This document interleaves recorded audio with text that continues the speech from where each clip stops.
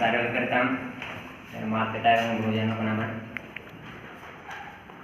स्वामी विवेकानंद जी का जन्मदिन 12 जनवरी को हमारे देश में राष्ट्रीय युवा दिवस के रूप में मनाते हैं। तो आप सभी मेरे भाई बहनों को राष्ट्रीय युवा दिवस की हार्दिक हार्दिक बधाई और बहुत शुभकामनाएं। स्वामी विवेकानंद जी के बारे में भी परम पूज्य गुरुदेव जी ने बताया था। उनका जन्म और उन्होंने क्या किया ये वो आप सभी को बता चुके हैं। लेकिन स्वामी विवेकानंद जी को हम सोचते हैं कि स्वामी विवेकानंद जी थे, स्वामी विवेकानंद जी ने भारत का प्रतिनिधित्व विश्व में किया। इन सबके बाद हमको जो सोचने का विचार है वो ये है कि स्वामी विवेकानंद जी भी एक दिन हमारे समान बच्चे थे, विद्यार्थी थे और युवा थे। उन्होंने प्रतिनिधित्व किया तो वो भी युवावस्था से निकले, युवावस्था उनकी रही। महत्वपूर्ण बात यह आती कि युवावस्था में हम हमारे राष्ट्र के लिए क्या कर रहे हैं, क्या सोच रहे हैं।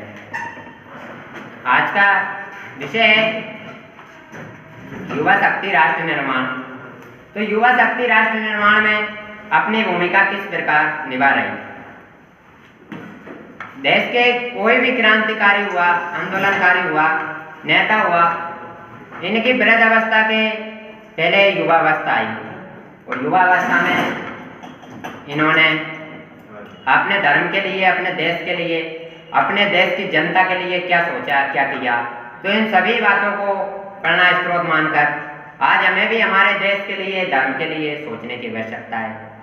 हमारा विषय है युवा शक्ति राष्ट्र निर्माण। तो युवा शक्ति, युवा वो अवस्था होती है, युवा चाहे, सुमंत्रा कुमारी चौहान जी की एक कविता है कि युवा चाहे तो चट्टान से दूध की धारा प्रभावित कर सकता है। तो हम युवा हैं, हम सोचें, हम राष्ट्र में निर्माण में अपनी भूमिका निभाएं। हम राष्ट्र निर्माण में अपनी भूमिका कई प्रकार से निभा सकते हैं। एक समय था कि हमें राष्ट्र के लिए मरने के लिए, प्राण देने के लिए अवसर मिलता था, लेकिन आज 21वीं शताब्दी में समय बदल गए। आज हमें राष्ट्र के लिए जीने का अवसर मिल रहा है। आज हमें मरने की आवश्यकता नहीं। आज हम याद करते हैं कि भगत सिंह जी देश के लिए फांसी पर झूल गए। तो आज हम भी उनके पद चिन्हों पर चल के देश के लिए जिए, वो देश के लिए मरे। राष्ट्र निर्माण में अपनी भूमिका निभाएं, कई प्रकार से निभा सकते हैं। प्राकृतिक पौधारोपण करके, प्रकृति की रक्षा करके, सरकारी संपत्ति की रक्षा करके, समाज के लिए हम क्या करें। अब हम पढ़ते हैं कि उस समय कई कुरीतियां थी, कई कुप्रथाएं थी, कुसंस्कार थे, इनको राजा राममोहन राय विवेकानंद जी ने दूर किया। अब हमारी आवश्यकता नहीं। ऐसा नहीं होता है। हर शताब्दी में, हर दशक में देशभक्त होता है, तो हर शताब्दी, हर दशक में देशद्रोही भी होते हैं। आज भी भारत के अंदर कई प्रकार की कुरीतियां आई। अभी हमारे महाविद्यालय के प्राचार्य महोदय आदरणीय डी.के. गौतम गुरुदेव जी ने हमारे समक्ष रखी थी। तो इस प्रकार सिर्फ आवश्यकता है कि हम उनको किस नजरिए से देखें। कुप्रथा है। अब जबकि आज हमारा वर्तमान है, यानी आने वाली पीढ़ी के लिए इतिहास होगा। जिस प्रकार आज हम विवेकानंद जी का इतिहास पढ़ रहे हैं, सुन रहे हैं, समझ रहे हैं, उसी प्रकार उनका भी एक दिन वर्तमान था। तो वर्तमान में हम हमारे राष्ट्र के लिए करें, राष्ट्र के लिए जिए, समाज को जागरूक करें। कुछ कुरीति आ जाती है। अभी वर्तमान में वैक्सीन के लेकर बहुत बड़ी कुरीति, अंधविश्वास फैला था कि वैक्सीन को लगवाने से व्यक्तियों की मृत्यु हो रही। तो ये हम युवाओं का कर्तव्य है कि हम ऐसी कुरीतियों का विरोध करें और समाज को जागरूक करें।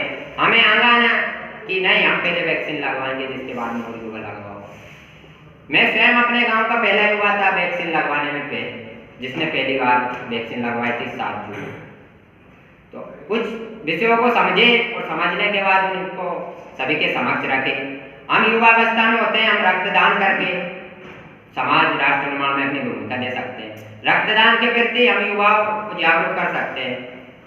हम कुछ युवाओं ने मिलकर एक रक्तदाता समूह बनाया और रक्तदाता समूह चंद्रशेखर आजाद जी की जन्म जयंती से प्रारंभ किया था 23 जुलाई से, और आज तक उसमें हर रोज 7-8 जिलों में लगभग 4-5 व्यक्तियों की मदद मिलती। उन्हीं रक्तवीरों को अभी हमने 7 जनवरी को सम्मानित किया। तो ये हमारी देशभक्ति है कि हम देशभक्ति किस प्रकार अपना रहे हैं। जिन्होंने अपने जीवन काल में रक्त दिया हमने उन्हें सम्मानित किया। एक उनमें उत्साह हुआ कि आज और युवाओं में उत्साह का भाव जगा कि ये सम्मान इनको मिला, ये रक्तदान करके हमें भी मिल सकता है। तो उसी प्रकार सभी महापुरुषों को पढ़े, सोचे, समझे और राष्ट्र निर्माण में अपनी भूमिका अदा करें। जय हिंद, जय भारत।